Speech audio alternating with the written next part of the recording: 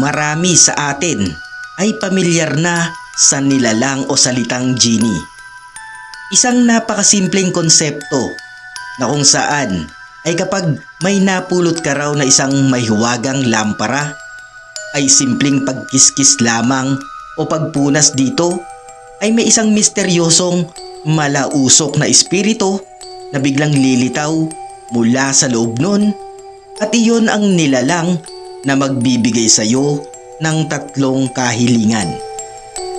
Napakaswerte mo nga naman kung sakaling ikaw ang may mapupulot ng nasabing lampara. Pero hindi lahat, ayon sa ibang kwento, ay may masayang katapusan sa paghiling sa nasabing misteryosong nilalang. Minsan ay maaari pang mas lumala ang kinasasadlakan mong sitwasyon, o di kaya naman ay kamatayan ang magiging kapalit sa huli sa isang genie na iyong matatagpuan.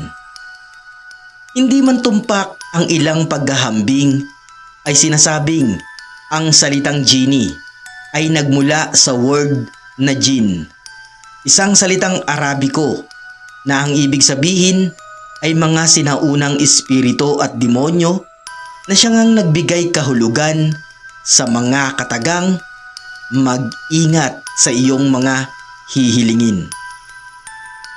Ang alamat ng pinagmula ng genie ay kadalasang naiuugnay sa ilang katha at istorya na noon pa mang unang panahon ay laganap na sa parting Arabian Peninsula.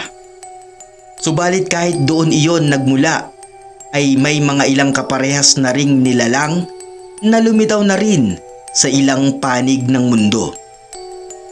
Sa Islamic tradition, ang salitang jinn ay ginagamit bilang paglalarawan upang tukuyin ang ilang likas o supernatural creatures. Pwede din gamitin ang salitang ito sa pagtukoy sa isang tiyak na nilalang. Ang jinn ay para ding isang dyablo na maaaring napakasama. Pero sa ilang mga istorya ay mababait ang kanilang mga ganap. Sila yung madalas na lumilitaw sa pamamagitan ng isang pagtawag ng isang salamangkero. Wala ngang pinagkaiba sa kwento na tungkol naman sa mga genie. Ngunit bago pa man ang Islamic na paniniwalang ito, ay may ilang grupo na ng mga iskolar mula sa gitnang silangan ang nagsasabing ang jinn raw ay isang masamang espiritu na naninirahan sa disyerto o kaya naman sa mga madudumi at masukal na lugar. At kapag nga raw may mga manlalakbay na napapadaan sa bahaging kanilang kinaroroonan, ay nagbabalat kayo sila bilang isang hayop.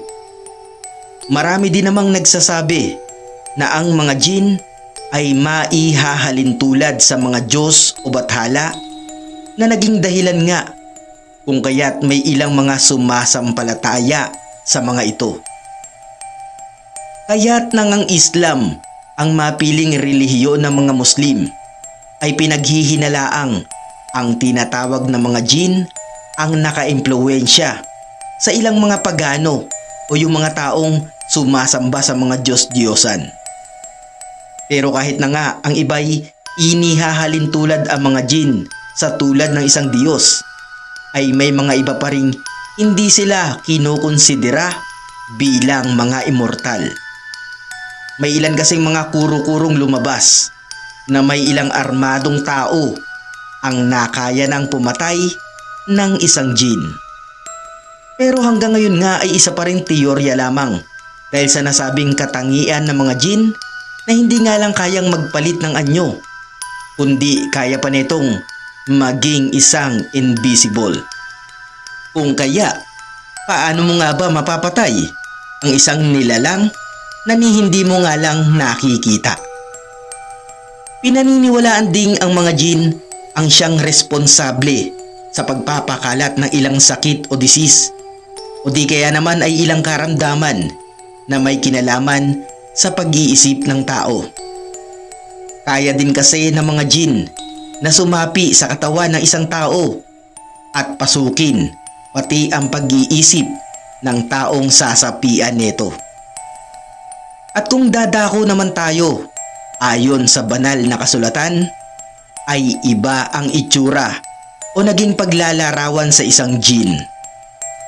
Sa kwento tungkol kay Solomon, ay espiritu ng kalikasan ang naging ganap ng isang jin. At ito nga ang sinasabing dahilan kung kaya't may ilang sumamba sa jin bilang isang Diyos o bathala. Matatandaan pa rin, si Solomon ay isang hari na nabiyayaan upang kayang kausapin ang mga hayop at ilang espiritu.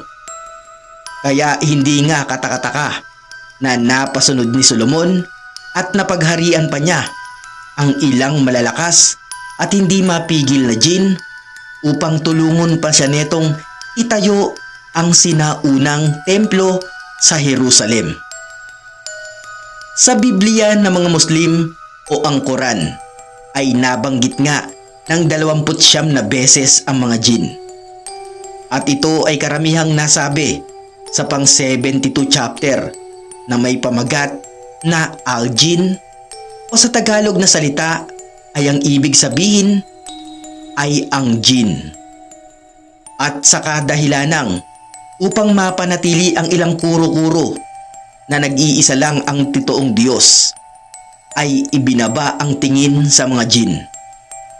Mula sa pagiging halintulad sa mga bathala ay naging mas mababang uri ng espiritu ang mga jin. At pagdating sa herarkiya o pagraranggo kumpara sa Diyos ay masasabing halos katulad na lang din ng mga tao ang tingin sa kanila. Ibig sabihin nga noon, dahil sa parang tao lang din ang kanilang ganap, ay maaari din silang maharap sa isang kamatayan. Sila rin ay sinasabing namamalagi sa kung saang bahagi ng gitnang mundo sa pagitan ng mga tao at ng mga nilalang na patay na. Ayon pa sa isang hadith o koleksyon ng tradisyon ng ilang salitain ng propetang si Muhammad, ay sinasabing nahati sa magkakaibang 3 bahagi ang mga jin. Una ay ang mga jin na kayang lumipad sa ere. Pangalawa ay ang mga jin na kayang magpalit ng anyo ng aso at ahas. At ang huli ay ang mga jin na naglalakbay na tulad lamang ng isang karaniwang tao. Binigyan ng kahulugan ng mga eskolar kung paano ipinahihiwatig ng Quran ang kinaroroonan ng mga jin. Mga nilalang. Mga nilalang na maaaring namimirmihan sa isang uri ng mundo na hindi nakikita ng mata ng karaniwang tao.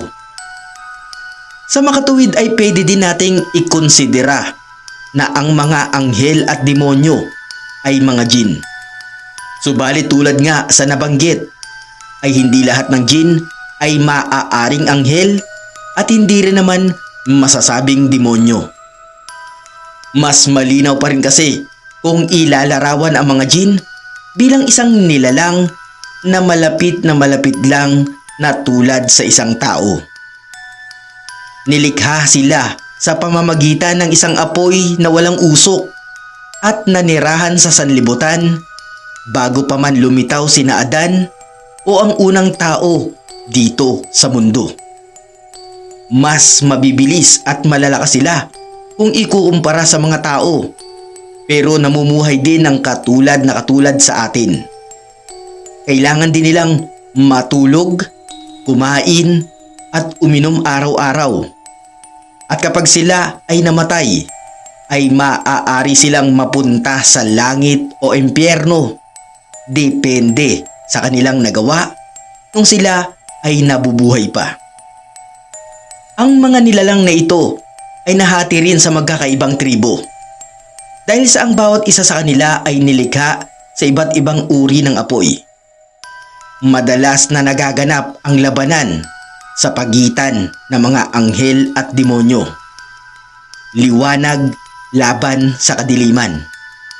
Sinasabi pang ang minsang pagkakaroon ng malalakas at mararahas na bagyo dito sa mundo ang ilan sa kumakatawan ng nangyayaring labanan at kaguluhan sa pagitan ng dalawang uri na ito ng nilalang. Maaari din naman nating tignan ang sinasabi ng tradisyonal na kwento na kung saan ay mas magiging malinaw sa atin kung bakit nga ba naglaho ang mga masasamang jin. Ang mga anghel ay nilikha sa araw ng Miyerkules. Ang mga jin naman ay sa araw ng Huwebes. At makalipas ang ilang libong taon ay dito naman ginawa ang tao, araw ng Biyernes. Ang tatlong lahi na ito ay sabay-sabay at payapang nanirahan sa mundo hanggang sa tinalo at umiral sa mga jin ang panlalamang, pagiging marahas at pagiging sakim. Binalaan sila ng Diyos subalit iyon ay kanilang hindi sinunod at hindi pinansin. Kaya dahil doon ay walang nagawa ang Diyos kundi ipadala ang mga anghel upang sila'y supilin. Matapos noon ay namatay ang karamihan sa mga demonic jin at ang mga ilan-ilang natira sa kanila ay ipinatapo naman dito sa lupa. Ang paniniwalang ito na kinasasangkutan ng mga jin ay kumalat hindi lamang sa bahagi ng Arabia kundi maging hanggang sa bansang Turkey, Hilagang Aprika, maging hanggang sa Balkans o isang rehiyon o lugar sa kontinente ng Europa. Sa bansa namang Morocco ay isinasagawa ang eksorsismo o yung ritual na pagpapatalsik sa isang espiritu sa taong pinaniniwalaang sinapian ng isang jin. Subalit hindi lahat ay sinasapian ng jin. Ang mas pinupuntiryan nilang sapian ay yung mga taong mahina o mas madalas naman ay yung mga taong pagod ang kaluluwa o kaya na may nababalot ng kalukutan o depressed sa kanyang buhay. Minsan naman ay gustong-gusto nila ay yung mga nilalang na wala sa sariling katinuan. May mga ilan pang sinasabi na karamihan sa mga jin ay naninirahan sa ilalim na bahagi ng mundo na kung saan ay nagpaplano sila ng hindi maganda para sa sangkatauhan. Pumupunta lang sila sa ibabaw ng mundo sa tuwing nais nilang maghasik ng mga karamdaman o kaya na may maging dahilan upang gumawa ang isang tao na ikakaperwisyo ng iba. At dito nga pumapasok kung kaya't may mga nangyayaring pagsapi sa isang tao na siyang nakakagawa ng kakaiba sa kanilang kapwa.